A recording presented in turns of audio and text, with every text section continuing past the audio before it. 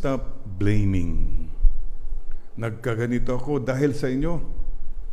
Kung hindi kayo naging ganon, hindi ako ganito ngayon. 60 years old ka na, 70 na, yung pa rin ang sinasabi mo. What happened to you? Kasi you kept blaming others.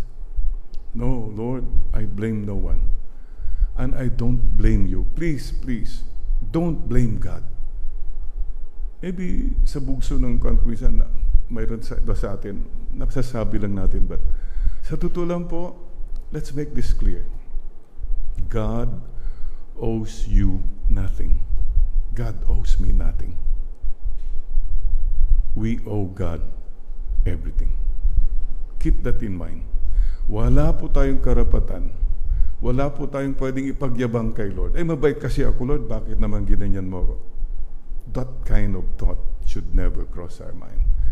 Have mercy on me. Have pity on me. That's the most beautiful word. Once you can say that, you have peace. Wala ka ng entitlement. Wala ka ng mga expectations. Basta, Lord,